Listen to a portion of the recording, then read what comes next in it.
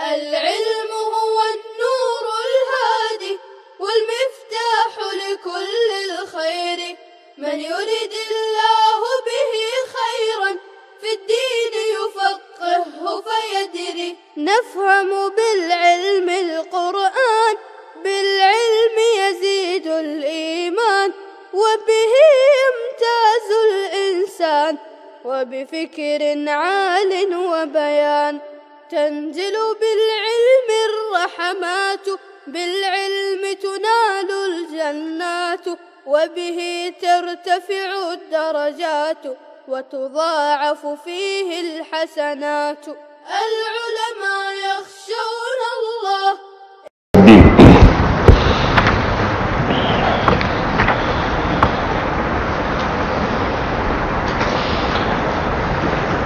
امام بیضاوی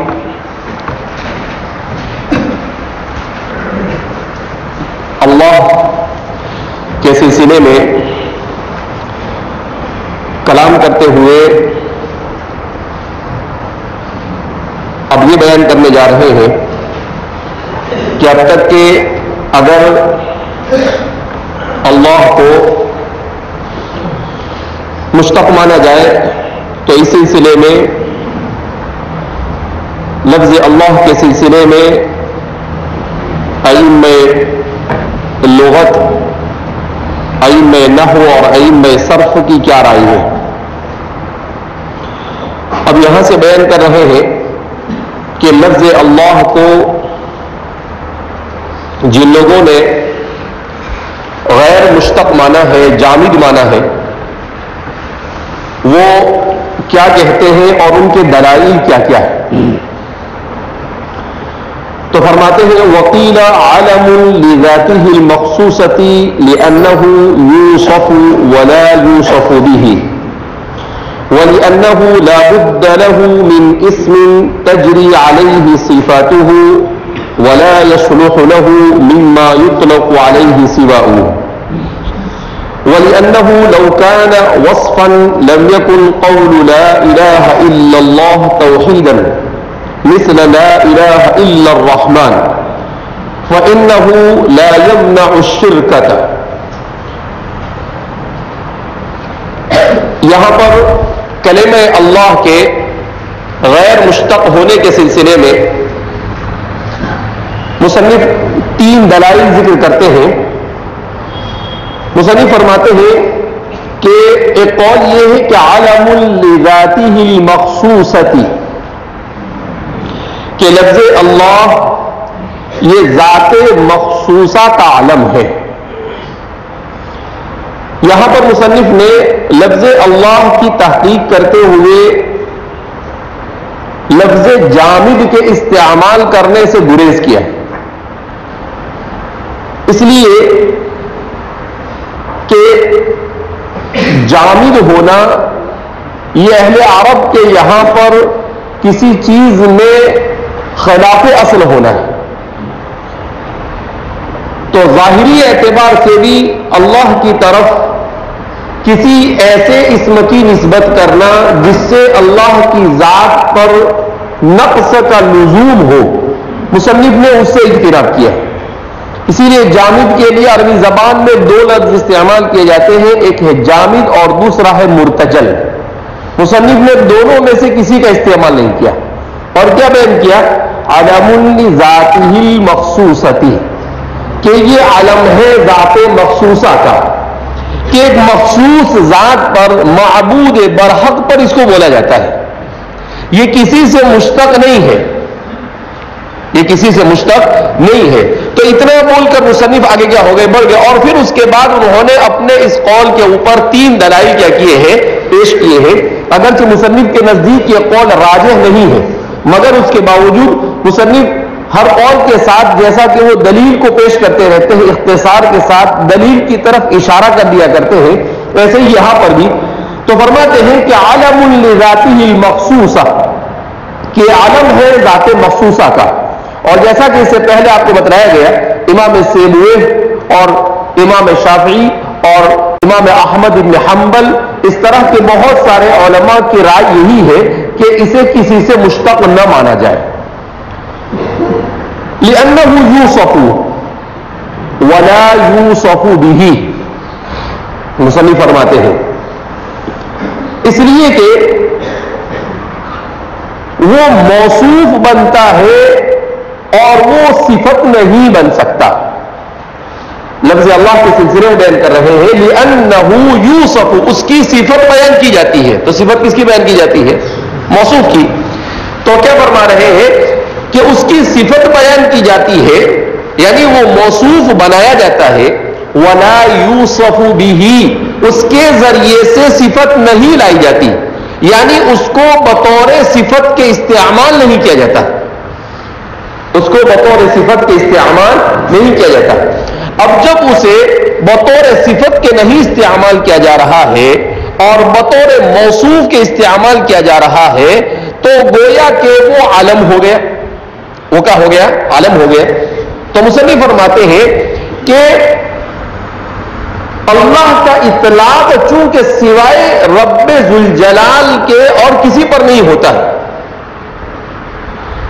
اسی لیے علماء نے اس سلسلے میں سخت اختلاف کیا ہے کہ کیا یہ الالہ سے بنا ہے، اور اگر یہ الالہ سے بنا ہے تو اللہ اور الالہ میں کیا فرق ہے. تو علماء کا کیا کہنا ہے، جو لوگ جامد ہونے کے قائل ہیں ان کا، کہ اگر اسے آپ مشتق مانتے ہیں تو مشتق ماننے کی صورت میں آپ کو اسے صفت ماننا پڑے گا، اور جب آپ اس کو صفت مانیں گے تو صفت ماننے کی صورت میں اس کا اطلاق واجب الوجود کے علاوہ کسی اور پر بھی ہو سکے گا.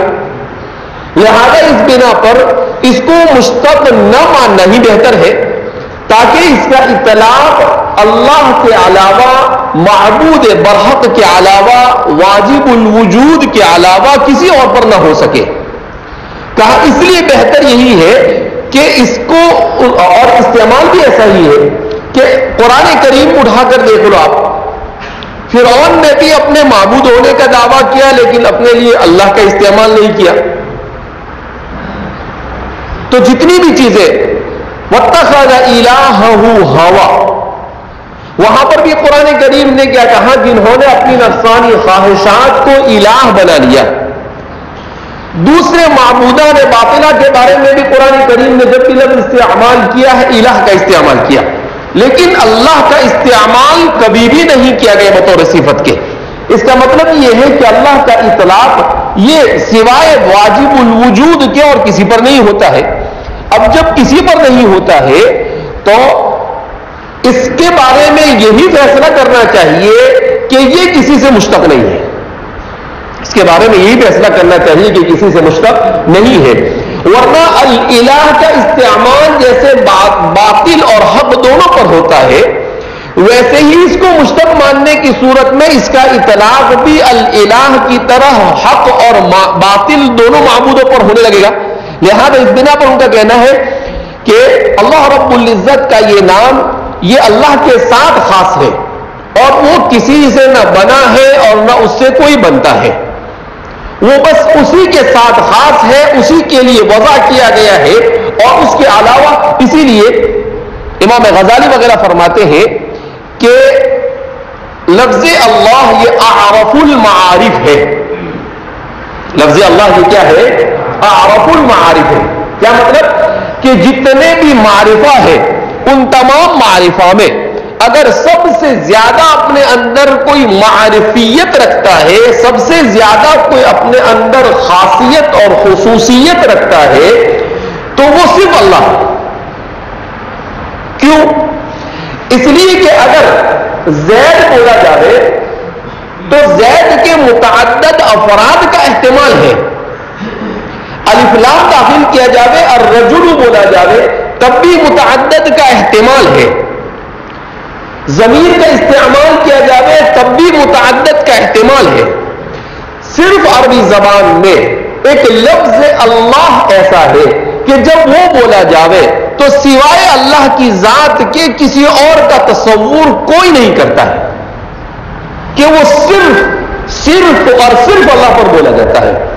تو کہا کہ اعرف المعارف ہونے کا اگر صحیح معنی میں کوئی حقدار ہے تو وہ کیا حقدار ہے؟ لفظ اللہ، کہ وہ اعرف المعارف ہے. وہ کیا ہے؟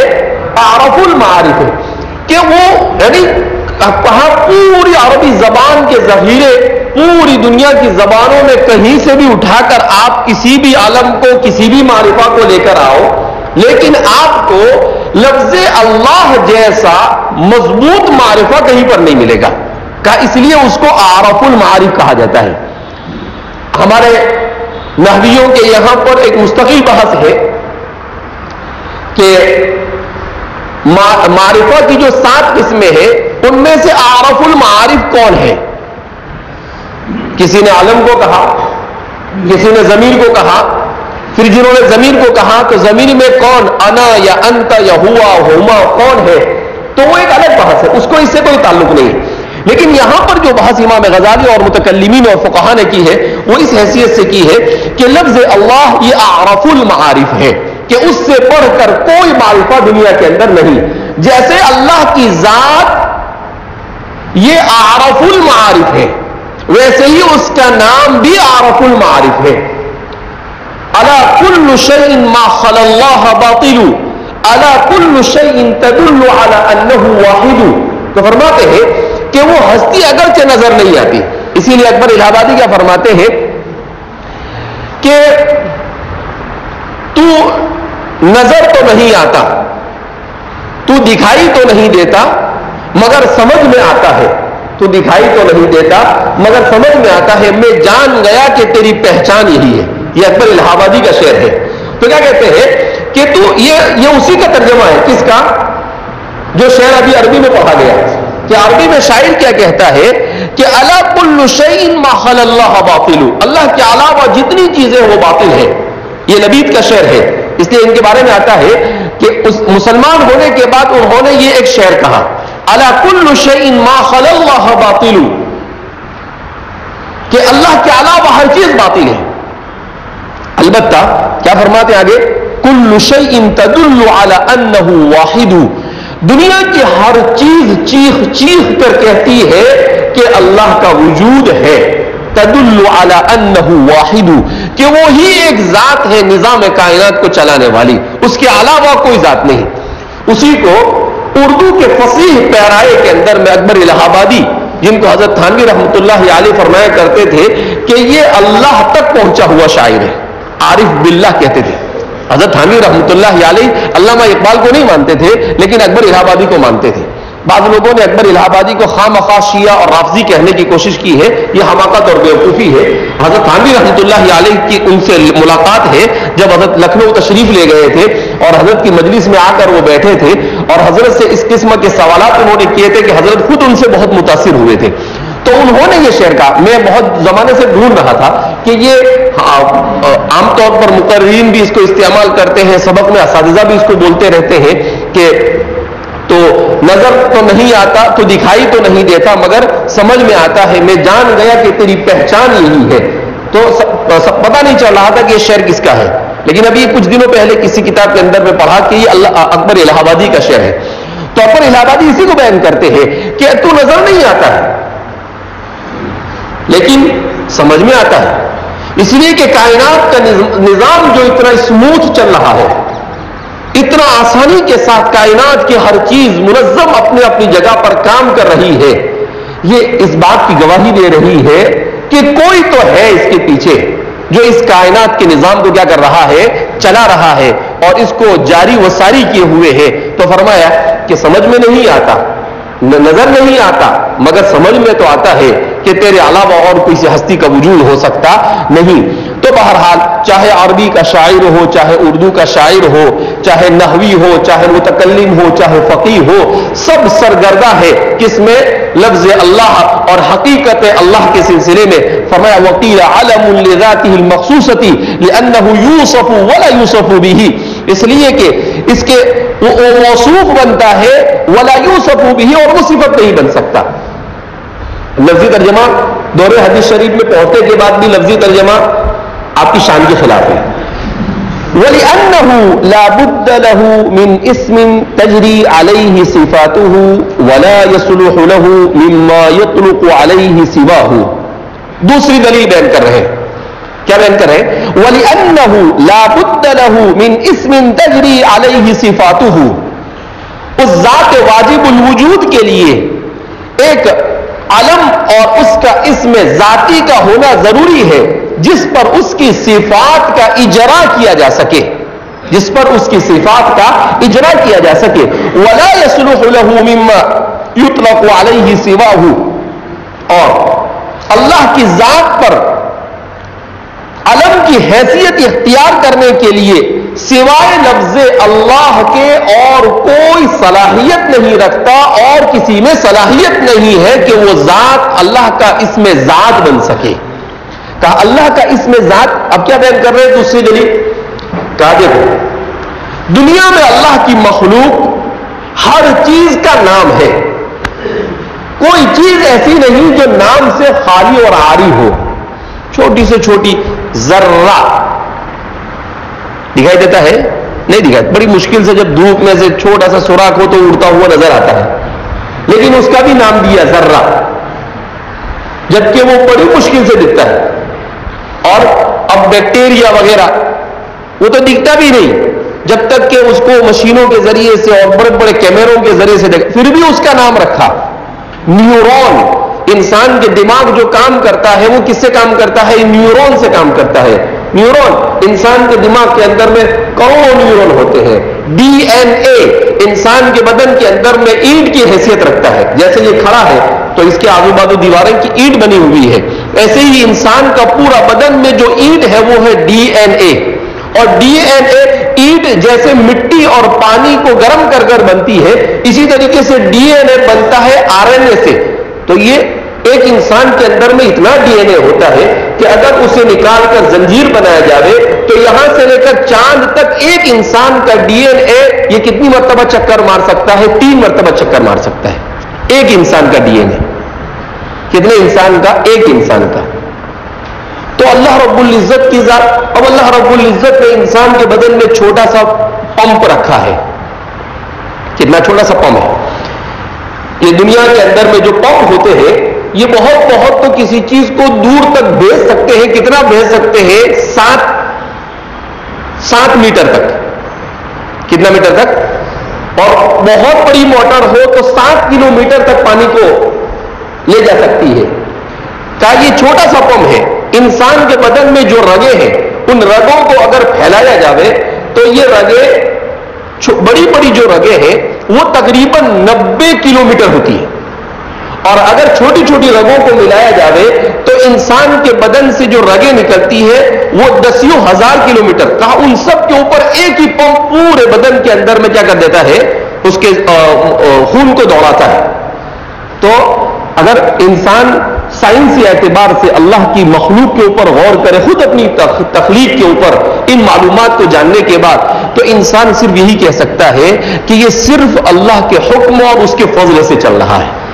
ورنہ سائنس اور فلسفے نے جتنے بھی مادی چیزوں کو جاننے کے آلات استعمال کیے ہیں اور تحقیقات کی ہے، ان تحقیقات کو سامنے رکھ کر، ان اصول و ضوابط کو سامنے رکھ کر اگر انسان خود انسان کے اندر پائی جانے والی اللہ کی نشانیوں پر غور کرے تو وہ یہی کہہ سکتا ہے کہ یہ سارے اصول و ضوابط یہ سب کے سب فیل ہیں. اور اس کے سامنے بھی اللہ رب العزت انسان کے بدن کو کیا کر رہا ہے؟ چلا رہا ہے، اس کے نظام کو جاری اور ساری کیے ہوئے ہے. تو ظاہر سی بات ہے کہ اسی لیے کہنے والے نے کیا خوب کہا کہ انسان جب کسی مادی چیز کی حقیقت تک اب تک کے پورے اطمینان کے ساتھ نہیں پہنچ سکا ہے تو وہ غیر مادی چیز کی حقیقت تک کیسے پہنچ سکتا تھا وحی کے بغیر؟ کہا مادہ جو نظر آتا ہے وہ نظر آتا ہے، اس میں بھی وہ پریشان ہے، اس میں بھی ابھی اس کی کنہ تک اور اس کی حقیقت تک وہ نہیں پہنچ سکا ہے. تو جو نظر نہیں آتا ہے اس کی حقیقت اور اس کی معرفت، غیب کی معرفت اسے کیسے ہو سکتی ہے وحی الہی کے بغیر؟ کہا وحی یہ انسان کے لیے سب سے زیادہ ضروری ہے اس کے کھانے پینے اور تمام چیزوں سے. اسی لیے تو قرآن کریم نے پہلے ہی پارے میں اللہ نے کہا ذالک الکتاب لا ریب فیہ ھدی للمتقین الذین یؤمنون بالغیب. سب سے پہلے غیب سے آغاز کیا کہ غیب پر ایمان کے بغیر ایمان ادھورا. اور انسان کی ترقی کا راز بھی یہی غیب ہے. اگر یہ غیب الغیوب کی جستجو نہ ہوتی تو دنیا میں انسان ترقی بھی نہیں کرتا. بہرحال تو کیا فرما رہے وَلِأَنَّهُ لَا بُدَّ لَهُ مِنْ اسْمٍ، اور اللہ کے لیے ایک ایسے اسم کا ہونا ضروری ہے تجری علیہ صفاتہ، جس پر اس کی صفات کا اجرا کیا جاوے. کیا مطلب کہ کوئی ایک بندہ ہے اس کا نام ہے حامد. اب جب وہ حامد ہے تو اس کو بولیں گے نا حامد عالم فاضل علامت. اگر وہ اس کا علم ذاتی ہی نہ ہو تو اس پر صفات کا اجرا کیسے ہوگا؟ تو کہاں ایک معمولی سے بندے کو اس کی چھوٹی چھوٹی ناقص خوبیوں کو جاننے کے لیے علم تو ہونا ضروری ہے. تو اللہ کی ذات تو تمام عیوب سے پاک ہے، المستجمع لجمیع صفات الکمال ہے. تو اس ذات کی صفات کو جاننے کے لیے کیا علم کی ضرورت نہیں ہوگی؟ ظاہر سی بات ہے اس کے ذات کو، اس کی صفات کی معرفت کے لیے علم تو بدرجہ اولا ضروری ہے. اس کے بغیر تو اس کی معرفت حاصل نہیں ہو سکتی ہے. تو نئی بحث چھیڑ دیا متکلمین اور فلاسفہ نے یہاں پر. کیا بحث چھیڑ دی کہ علم ہے تو علم تو کسی چیز کی کنہ کو بیان کرتا ہے. اگر اللہ کے لیے اس کو علم مانا جاوے تو اللہ کی کنہ کو بیان کرنا اس سے لازم آتا ہے، جبکہ اللہ کی حقیقت کاملہ کا ادراک تو کوئی نہیں کر سکتا ہے. اللہ کی حقیقت کاملہ کا ادراک تو کوئی نہیں کر سکتا ہے. تو اسی لیے لکھا ہے کہ اللہ رب العزت کی حقیقت کو اگرچہ نہیں معلوم کر سکتا ہے. اور یہاں پر اسی لیے اس سے پہلے ہم نے عرض کیا تھا کہ ایک ہوتا ہے علم جو ہوتا ہے، وہ اسم جو ہوتا ہے وہ کنہ اور حقیقت کی معرفت کے لیے ہوتا ہے، اور ایک حقیقت تک پہنچنے کے لیے ہوتا ہے جس کو علم عرضی کہتے ہیں. عین را اور با علم عرضی. تو کہا کہ یہ اللہ کے لیے علم اگر مانا جاوے تو وہ کنہ والا نہیں، بلکہ اللہ کے لیے عالم سے عالم عرضی مراد ہے کہ اس کی صفات اور اس کی حقیقت تک پہنچنے کی سعی کے لیے اس کے لیے عالم رکھا گیا. اس کی حقیقت کی مکمل معرفت عالم سے نہیں حاصل ہوتی ہے، بلکہ اس کی حقیقت تک پہنچنے کی کوشش کرتا ہے انسان اس کے ذریعے سے. تو فرماتے وَلِأَنَّهُ لَا بُدَّ مِنْ اسْمٍ تَجْرِي عَلَيْهِ صِفَاتُهُ وَلَا يَصْلُحُ لَهُ مِمَّا يُطْلَقُ عَلَيْهِ سِوَاهُ. اور صلاحیت نہیں ہے کسی میں کہ اس پر اللہ کی ذات کا اطلاق کیا جا سکے. سِوَاهُ ای سوا کلمت اللہ، یعنی اللہ کے کلمے کے سوا، کہ صرف اللہ ہی وہ کلمہ ہے کہ جس کلمے کا اطلاق اللہ پر باعتبار ذات، اس میں ذات کے اور عالم کے کیا جا سکے. لہذا مصنف نے ڈنکے کی چوٹ پر اس بات کو ثابت کیا کہ اللہ کے لیے عالم، یہ کون سا لفظ اللہ یہ ہے علم، اور علم ہونے کے ساتھ ساتھ میں اس کے ساتھ وہ اشارہ یہ بھی کر رہے ہیں کہ یہ جامد اور مرتجل ہے، یہ مشتق نہیں ہے. تیسری دلیل بیان کر رہے ہیں وَلِأَنَّهُ لَوْ كَانَ وَصْفًا لَمْ يَكُنْ قَوْلُ لَا إِلَهَ إِلَّا اللَّهُ تَوْحِيدًا مِثْلُ لَا إِلَهَ إِلَّا الرَّحْمَنُ فَإِنَّهُ لَا يَمْنَعُ الشِّرْكَةَ. وَلِأَنَّهُ لَوْ كَانَ وَصْفًا، آگے تیسری دلیل بیان کرتے ہیں، اور اس لیے بھی لَوْ كَانَ وَصْفًا، اگر لفظ اللہ کو وصف تصور کر لیا جائے، مان لیا جائے، کانا کے اندر جو ہوا ضمیر ہے وہ اللہ کی طرف لوٹتی ہے، کہ لفظ اللہ کو اگر وصف مان لیا جاوے، یعنی علم نہ مان کر آپ اسے علم ذاتی نہ بنا کر اسے وصف بناؤ، تو اس کا کیا نقصان ہوگا؟ لم یکن قول لا الہ الا اللہ توحیدا. تو اس صورت میں لا الہ الا اللہ سے توحید کا ثبوت نہیں ہوگا. تو اس صورت میں لا الہ الا اللہ سے توحید کا ثبوت نہیں ہوگا. کتنی باریک باریک باتیں اٹھا کر لائے ہیں امام بیضاوی. کیا کہتے ہیں یہ سائنسداں بولے آئنسٹائن کا دماغ کام کرتا تھا زیادہ. ارے آئنسٹائن سے زیادہ بیضاوی کا دماغ کام کرتا تھا. کس کا دماغ کام کرتا تھا؟ ایسے 10,000 نہیں 70,000 آئنسٹائن بھی بیضاوی کے سامنے کوئی حیثیت رکھتے نہیں ہیں. وہ مادے کی حقیقت تک نہیں پہنچ سکا. یہ جس کی حقیقت تک کوئی نہیں پہنچ سکتا وہاں تک پہنچنے کی کوشش کر رہے ہیں. تو کیا فرما رہے ہیں کہ دیکھو لفظ اللہ اگر اس کو آپ نے علم اور جامد اور مرتجل نہیں مانا تو لا محالہ اس کو وصف ماننا پڑے گا. کیا ماننا پڑے گا؟ وصف. اور اگر آپ نے اس کو وصف مان لیا، کیا مان لیا آپ نے اس کو؟ وصف. کہا تو اس سے ایک بہت بڑی خرابی لازم آئے گی. کہا بھائی کیا خرابی لازم آئے گی؟ کہا خرابی یہ لازم آئے گی کہ لا الہ الا اللہ جو کلمہ طیبہ اور جو کلمہ توحید ہے، اس کلمہ طیبہ اور کلمہ توحید سے اس کو پڑھ کر جو بندہ مسلمان بنتا ہے تو کہا اس سے توحید ثابت نہیں ہوگی. اب آپ کہیں گے کہ پتہ نہیں بیضاوی کیا کہنا چاہ رہا ہے. بیضاوی بڑی اچھی بات کہنا چاہ رہا ہے. بیضاوی کیا کہنا چاہتے ہیں کہ دیکھو اگر آپ نے لفظ اللہ کو جامد اور علم اور ذات، اس میں ذات نہ مانا تو لا محالہ اس کو صفت ماننا پڑے گا آپ کو. اور جب آپ اس کو صفت مانیں گے تو صفت بننے کے بعد وہ جنرل ہو جائے گا. یعنی اس کو جب صفت بنا دیا آپ نے تو اب اس میں جو خصوصیت تھی وہ ختم ہو گئی، وہ معرفہ نہیں رہا. اب جب اس میں تعریف باقی نہیں رہی وہ جنرل ہو گیا. تو جنرل ہونے کے بعد اب کیا ہوگا؟ لا الہ الا اللہ کہ اللہ کا اطلاق اللہ کے علاوہ کسی اور پر بھی ہو سکے گا.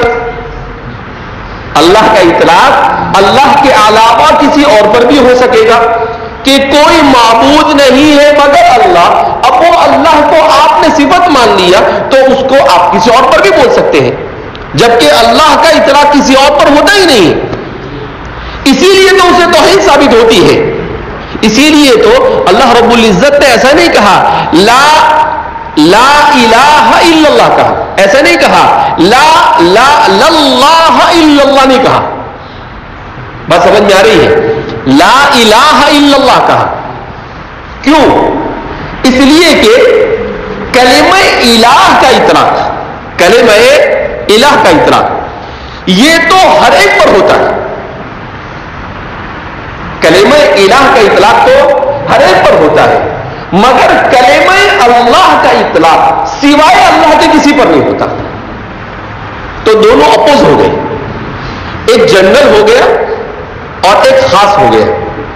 اب جب آپ نے یہ کہا لا الہ الا اللہ تو لا الہ کوئی معبود نہیں ہے، نہ حقیقی نہ مجازی نہ کوئی جس کو انسان تصور کرتا ہے الا اللہ سوائے اللہ کے، کہ صرف ایک ہی معبود ہے جس کو معبود کہا جا سکتا ہے، جس کی عبادت کی جا سکتی ہے، اس کے سوا کوئی دوسرا معبود بن ہی نہیں سکتا. کہا یہ معنی آپ کو اسی وقت ملے گا جب آپ اللہ کو علم اور اعرف المعارف اور جامد اور مرتجل اور خاص باللہ مانے اس کو. ورنہ لا الہ الا اللہ کے ذریعے سے مسلمان بننا بھی دشوار ہو جائے گا. لا الہ پڑھنے کے بعد بھی بدستور اس کی مسلمانی مشکوک رہے گی. اور جبکہ نبی کریم صلی اللہ علیہ وسلم کا ارشاد مبارک ہے من قال لا الہ الا اللہ دخل الجنہ، جس نے لا الہ الا اللہ پڑھ لیا وہ جنت میں داخل ہو گیا. مرجیہ خوش ہو گئے. کون خوش ہو گئے؟ مرجیہ. کہا دیکھو ہم تو کہتے ہی ہیں کہ عمل کی ضرورت نہیں ہے، عمل کی ضرورت نہیں ہے، صرف لا الہ الا اللہ پڑھو اور جنت کا ٹکٹ لے لو، چلے جاؤ جنت میں. نماز روزہ زکات حج کوئی ضرورت نہیں. سیدھے جنت میں، کچھ کرنے کا نہیں. کہا کیوں؟ من قال لا الہ الا اللہ دخل الجنہ. حضور نے فرمایا. ارے بھائی حضور نے فرمایا، حضور سے آگے ہی کیا تم؟ حضرت عمر کو معلوم تھا کہ مرجی آنے والے بعد میں. حضرت ابو ہریرہ کو پکڑ لیا. کہا اے ابا ہریرہ. کہا ابو ہریرہ کدھر؟ کہا حضور نے مجھے کہا کہ جاؤ لوگوں کو کہہ دو من قال لا الہ الا اللہ دخل الجنہ. اور کہا دیکھو حضور نے اپنے نعلین مبارکین بھی مجھے دیے. پڑھی نا حدیث مشکات میں آپ نے. حضرت ابو بکر حضرت عمر جو ہے واپس چلو ابو ہریرہ واپس. ارے حضور میں بولتا ہوں نا تم کو، کہا یہ اگر تم نے جا کر یہ لوگوں کو بتانا شروع کر دیا تو منافق تو عید منانے لگ جائیں گے. آج منافق تو کیا کریں گے؟ کہا آپ صلی اللہ علیہ وسلم کے اوپر ایک مخصوص حالت تھی، اس حالت میں آپ نے یہ بات بیان کی ہے، اور اس کا یہ مطلب ظاہری مطلب جو عام اور جنرل لوگ لیں گے وہ مطلب نہیں ہے.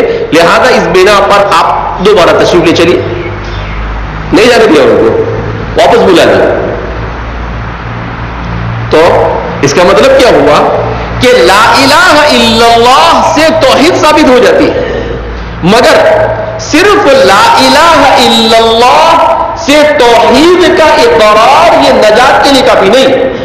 لا الہ الا اللہ کے ساتھ ساتھ اقتضاء علی لا الہ الا اللہ یہ بھی ضروری ہے کہ اس کے تقاضوں کو پورا کرنا بھی ضروری ہے. اب اگر اس کو وصف ہی مان لیا جاوے تو وہ جو ظاہری طور پر اس کو بولنے سے توحید ثابت ہو رہی تھی وہ بھی ختم ہو جائے گی. لہذا فرما رہے ہیں لا محالہ اس کو آپ کو علم اور اسم ذات اور جامد اور مرتجل ماننا ہی پڑے گا، مالا بدہ من، جس کے بغیر کوئی چارے کار نہیں. یہ امام بیضاوی کا کمال ہے کہ وہ برابر جس کا بھی مدعا ہوگا وہ ٹھوک بجا کے اس کو ثابت کریں گے، اگرچہ وہ ان کے نزدیک مرجوح ہوگا مگر دلیل برابر بیان کریں گے. جب دلیل آپ پڑھیں گے تو بولیں گے بات تو بالکل صحیح کہی. ابھی آگے ان کا اپنا جب راجح مسلک بیان کریں گے تو آپ کو لگے گا یہ بھی صحیح ہے. اس سے پہلے اشتقاق والا بیان کیا تو ایسا لگا کہ یہ بھی صحیح ہے. تو سبھی صحیح ہے، غلط کچھ ہے نہیں. اختلاف کس کا ہے؟ راجح اور مرجوح کا. تو آپ سوچتے ہوں گے جب راجح مرجوح کا اختلاف ہے تو اتنا سر کیوں کھپاتے ہیں؟ ارے بھائی اس لیے کہ علم نام ہی اس کا ہے. علم نام ہی اس کی چاشنی ایسے ہی حاصل ہوتی ہے. ایسے ہی سرسری پڑھ کے علم، اس کا نام کیا ہے؟ اس کو علم نہیں کہتے. علم اسی کو کہتے ہیں کہ آپ کسی بھی چیز کی کنہ تک پہنچنے کی کوشش کریں اگرچہ نہ پہنچ سکے.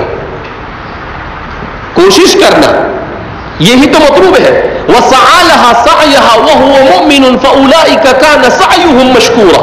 قرآن نے ایسے نہیں کہا وَسَعَى لَهَا سَعْيَهَا وَهُوَ مُؤْمِنٌ فَأُولَٰئِكَ كَانَ عَمَلُهُمْ مَشْكُورًا.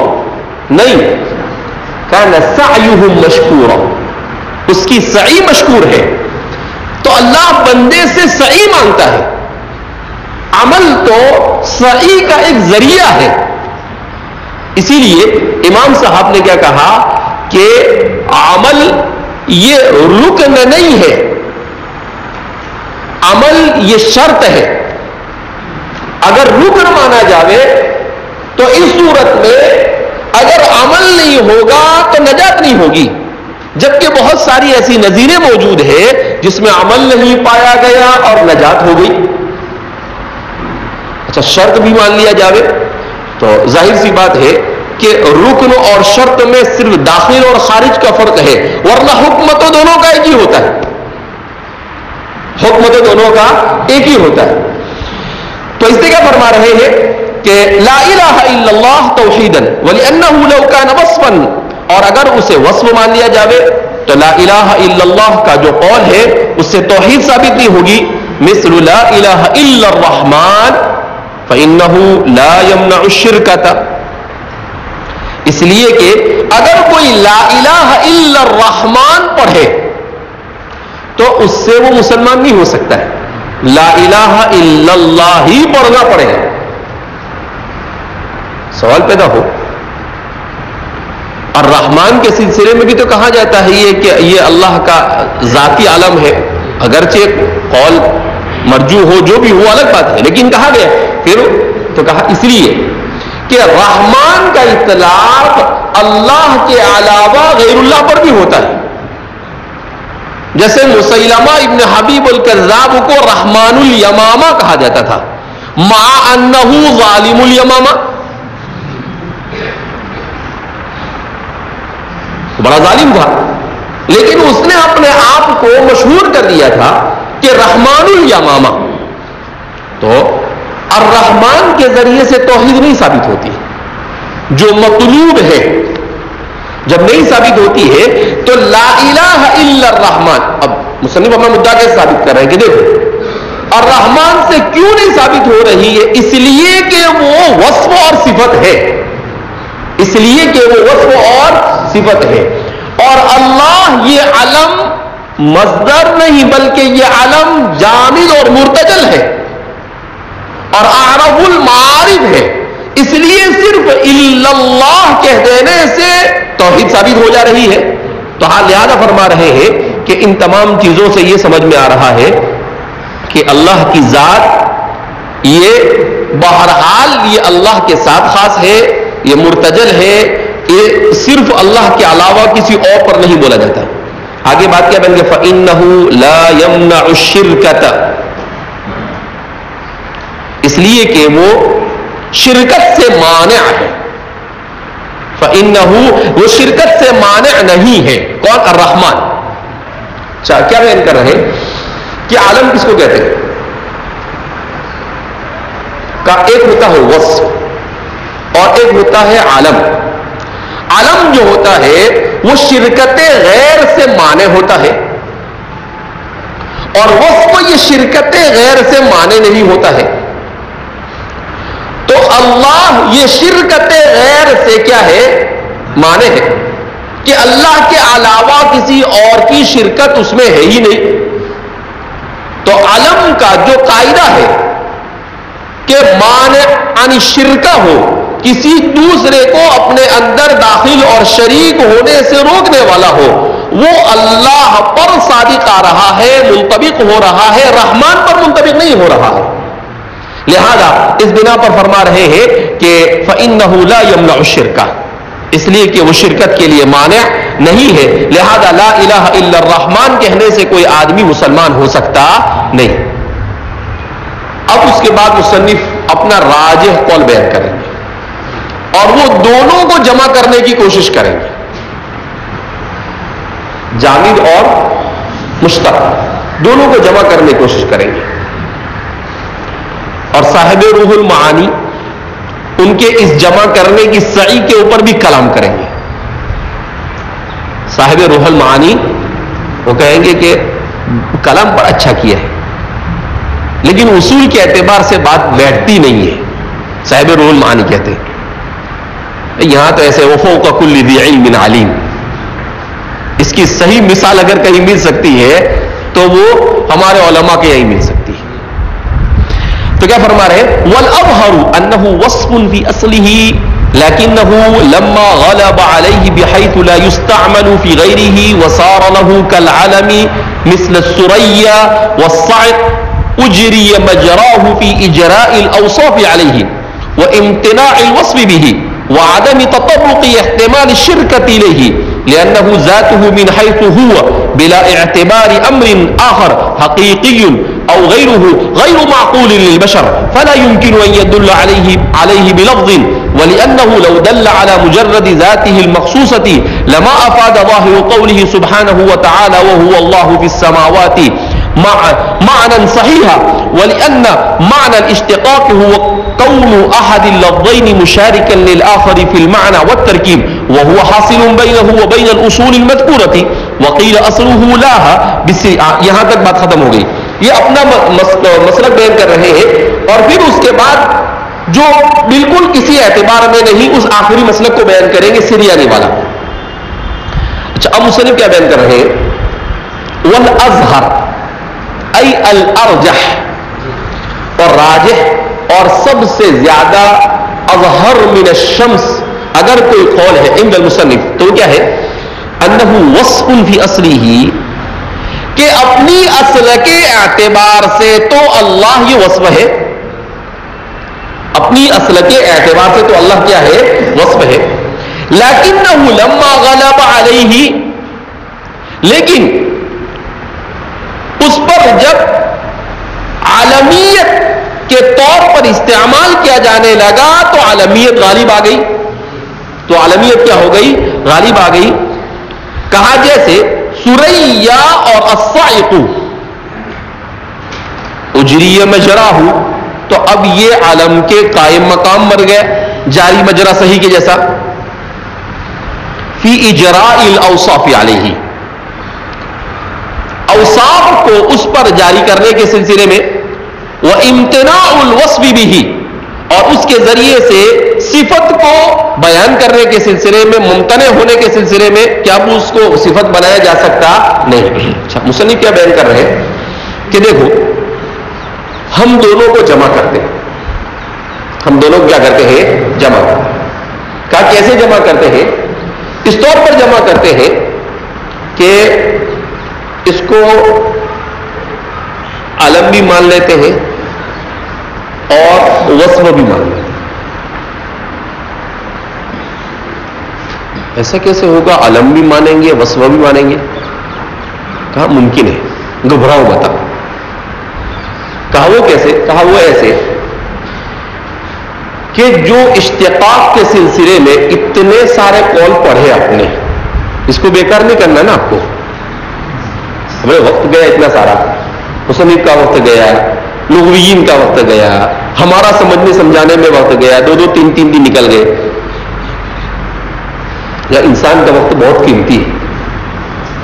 کہا آپ نے جب اس کو کہا تو ایک کام کرتے ہیں، اپنے دونوں کو جمع کرتے ہیں. کہا تعارض، خامخواہ تعارض کیوں کرنا، تطبیق پہ آ جاتے ہیں.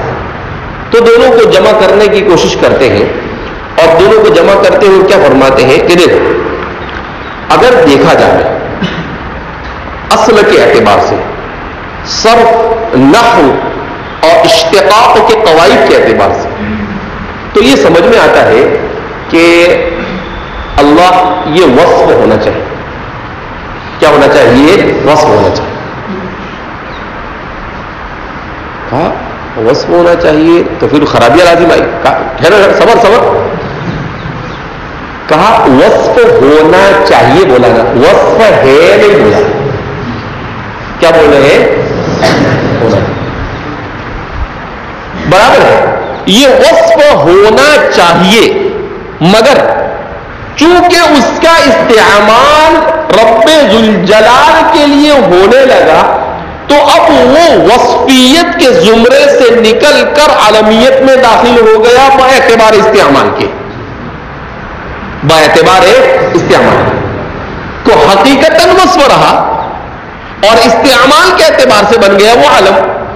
کہا وہ ایسا عالم بن گیا کہ اب وہ وصف کے معنی میں مستعمل نہیں ہوتا، متروک ہو گیا. وصف کے لیے مستعمل ہونے میں کیا ہو گیا؟ وہ متروک ہو گیا، اور وہ صرف اور صرف اللہ پر بولا جا رہا ہے. تو یہ عالم بن گئے.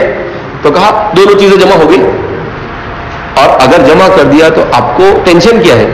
اچھا ہے اتنے سارے لوگوں کی محنت اکارت نہیں گئی اور سب جمع ہو گیا. تو اس لیے کیا فرماتے ہیں کہ اس کو باعتبار اصل وصف مانا جاوے اور باعتبار استعمال کے اس کو عالم مان لیا جاوے، اور اس سے کوئی خرابی لازم آتی نہیں بقول مصنف. اس کے بقول مصنف. البتہ صاحب روح المعانی ان سے خوش نہیں. صاحب روح المعانی فرماتے ہیں کہ مصنف نے بات تو اچھی کرنے کی کوشش ضرور کی ہے، مگر اصول پر فٹ نہیں ہوتی. اور ہمارے یہاں پر ہر زمرے علماء کا اپنا امتیاز ہے، یہ اصول کو لے کر چلتے ہیں. پھر اصولی اعتبار سے جہاں پر جو بھی ڈگمگائے اس کو پکڑتے ہیں. جیسے محدثین کے یہاں پر دیکھا آپ نے، ان کے یہاں پر ضبط اور اتقان چلتا ہے. حافظہ صحیح ہونا چاہیے، پھر وہ کتنا بڑا قسمر خاں ہو، حافظے میں گڑبڑ ہوئی، کہا وساء فی آخرہ، کہا اچھے انسان تھے لیکن آخر میں جا کے ڈگمگا گئے، حافظہ ساتھ نہیں دیا ان کا، چھوڑتے نہیں وہ۔ تو اسی طریقے سے ہمارے دوسرے فیل کے بھی، اب چونکہ صاحب روح المعانی یہ جامع الکمالات شخصیت ہے، تو انہوں نے روح المعانی لکھ کر متاخرین میں قرآن کریم کی تفسیر کا حق ادا کرنے کی کوشش کی، اور وہ کسی حد تک اپنے ان تحقیقات میں کامیاب مانے جاتے ہیں۔ صاحب روح المعانی زیادہ نہیں، صرف 20 جلدوں میں، لیکن صاحب روح المعانی اور امام رازی، ان دونوں نے جو قرآن کریم کی تفسیر کی ہے وہ انہی کا حق ہے۔ ان کے علاوہ یعنی انہوں نے کیا کیا ہے، وہ 20 جلدوں میں بھی انہوں نے 1000 جلدوں کا مواد کو جمع کر دیا۔ وہ ایسا لگتا ہے جیسے پھلوں سے سینکڑوں پھلوں کو جمع کر کر جیسے رس نکالا جاتا ہے، ایسے انہوں نے نکال کر سب جمع کر دیا۔ تو صاحب روح المعانی فرماتے ہیں کہ اصل اصول کو اگر دیکھیں تو اگرچہ علم کلام کی ایک بحث سے اپنے آپ کو بچانے کے لیے مصنف نے یہ بات کہی ہے، مگر دوسرے علم کلام کی بحث میں جا کر یہ کیا ہو جاتے ہیں، پھنس جاتے ہیں۔ لہذا اس بنا پر یہی کہنا پڑے گا کہ امام بیضاوی کے موقف کے اوپر تھوڑا سا غور کرنا پڑے گا۔ تو بہرحال